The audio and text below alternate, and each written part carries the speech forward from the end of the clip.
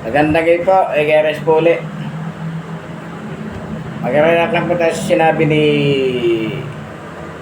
yung kapatid po ni Dilima. Yung pag nagsalita, gumaganyan yung labi oh. Si Jinky Luistro po. Si Jerbil Luistro ng Batangas. Tinatakot niya po yung mga bangko.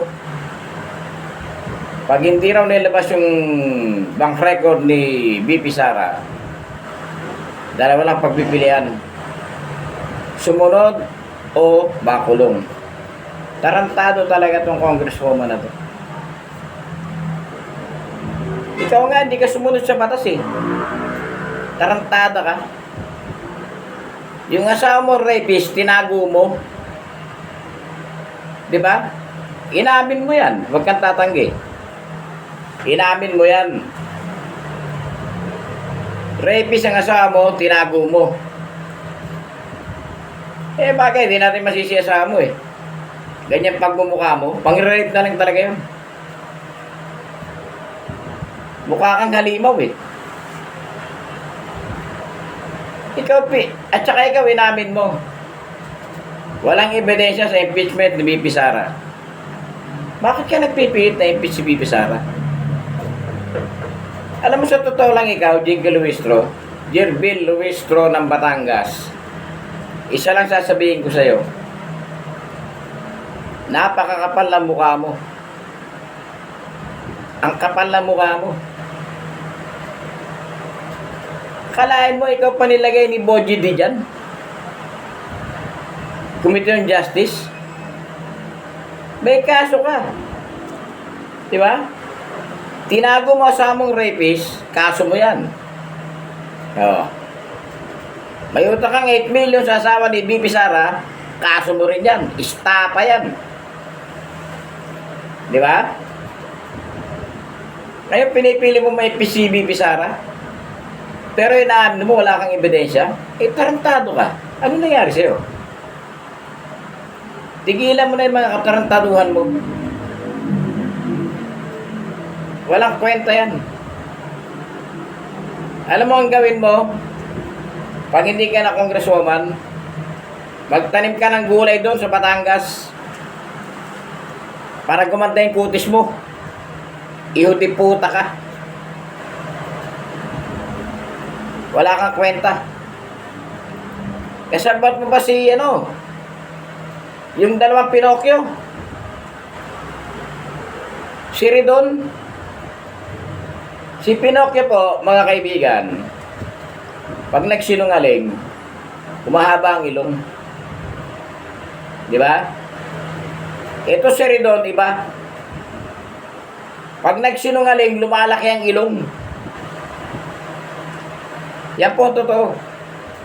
At ito naman sa mga Pinocchio, si Jokno, pag nagsinungaling, lumalaki ang ngipin. Itong mga putang inang congressman na to talaga, putang ina nyo talaga. Hindi ko kayo maintindihan kung anong gusto nyo mangyari sa buhay nyo. Hintayin nyo maging presidente si BP sa 2028. Ako buo paniniwala kung hindi nyo kayang impeach si Sara. Bakit? Pag lumusot sa Kamara yan, pagdating sa Senate, kill pa rin kayo. Tandaan mo yan, Luistro. Tatandaan ko pag bumukha mo, pare pangalan mo. Ikaw, Ridon, Jokno, Dilima, Tinyo. May kali ka, di ba? Sa kanto Tinyo. Oh. Kayo mga putang ina nyo, tsaka ikaw, Renico, Ilago, kayo mga putang ina nyo, wala kayong kwenta eh, sa totoo lang. Mga puki ng ina nyo. Ang dapat sa inyo, mamundo kayo sabay-sabay. Doon kayo, sa bundok. Kasi ang mga utak nyo, ang laman, putik. Mga tarantado. Mga gago. Oh, yan lang po. Dito naman tayo kay Lacson. Ikaw, Lacson. Puta, gigil na gigil talaga ako sa'yo eh. Hindi ko alam kung bakla ka o supot ka o ano ka eh. Nagsalita na si Atty. Baligon. Ha? Yung mga picture pala, in-screenshot nila sa video. So may video. Imbestigahan mo. Tarantado kang kupal ka. Kung hindi mo kaya mag-imbestiga dyan sa Blue Ribbon, ay lumayas ka na dyan. Wala kang kwenta. Anong gusto mong imbestigahan? Wala. Pakuya-kuya ka lang, ihudikabra ka. Imbestigahan mo yung sinasabi ng 18 ex-soldiers. Okay? Ngayon, kung hindi mo kaya mag-imbestiga, at alam ko namang hindi mo imbestigahan kasi puro ka pagtatakip doon sa boss mo. Yung boss mong tumutulo ang uhog, pero hindi niya pa alam. Di ba?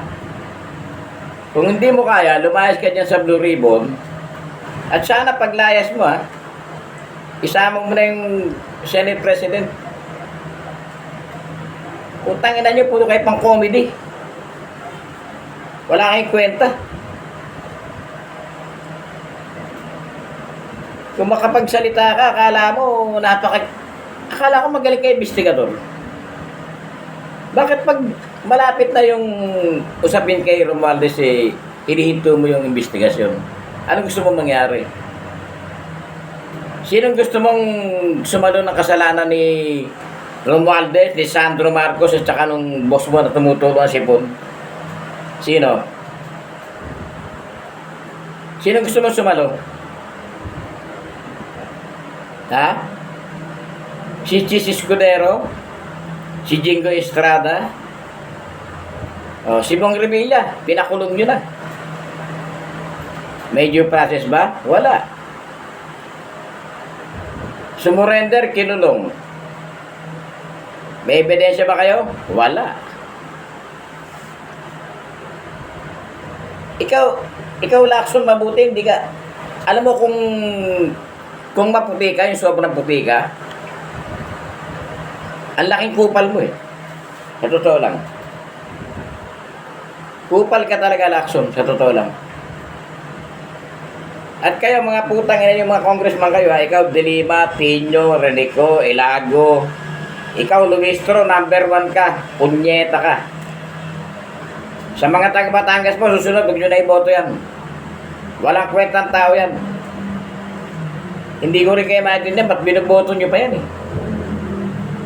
Isipin mo, Repis Sabat, tinago niya. Inamin niya pa, tuwa-tuwa pa siya. Abogada yan, ha? Abogada. Para si Claire Castro, abogada.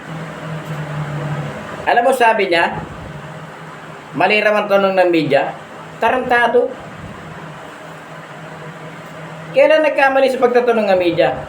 Ang media, kahit anong gustong itanong, pwedeng tanungin.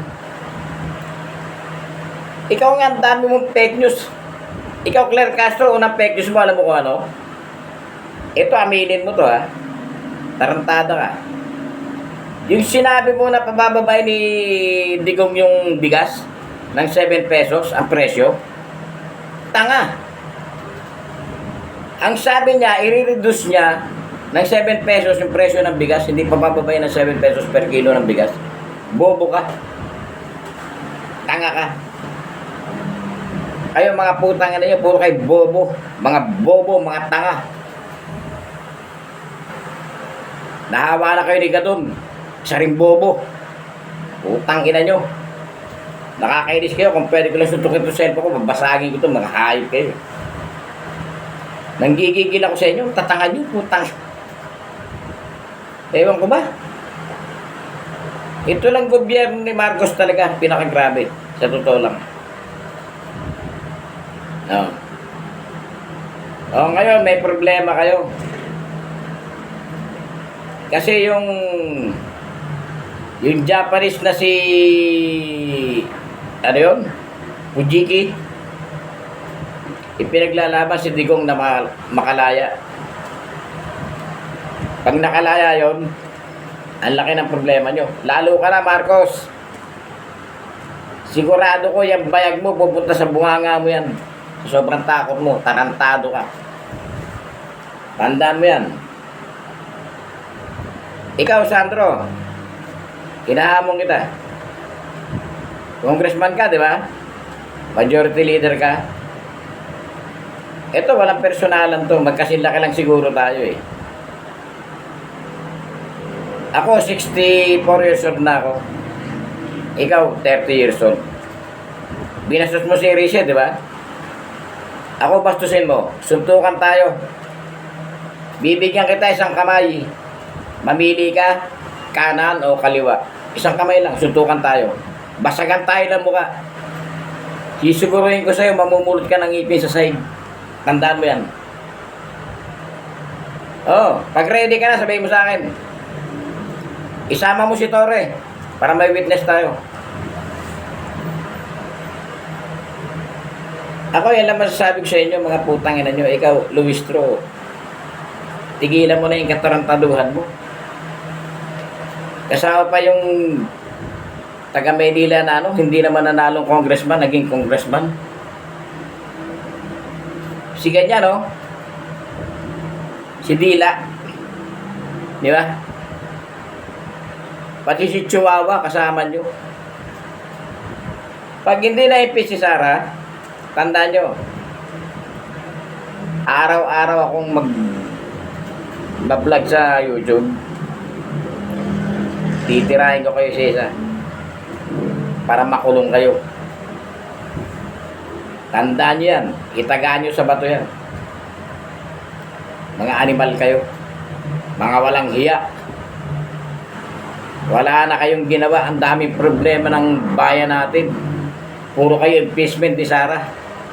Ikaw, Luis, ano nagawa mo sa Batangas? Ikaw, Chua, ano nagawa mo sa Manila? Abante, may nagawa ba kayo? Wala siguro. Bakit? Eh, nakapokus kayo sa impeachment, di ba? Tarantado kayo. Eto, last na po Lacson, panawagan ko sa iyo Lacson. Hoy, Lacson. Lacson Kupal. Ituloy mo ang investigasyon sa 18 ex-soldiers. Parang awa mo na. Kasi hanggang hindi mo tinutuloyan, putang ina ka. Dati kang pulis, bobo kang hayop ka. Wag mong pagtagpan yung boss mong tumutulong ang sipon na hindi niya alam. Yan lang pakiusap ko sa'yo. Okay lang po, salamat po. Kay Respole, nagsasabi, ang mga torobo, ang diretso, sa impyerno. Salamat po.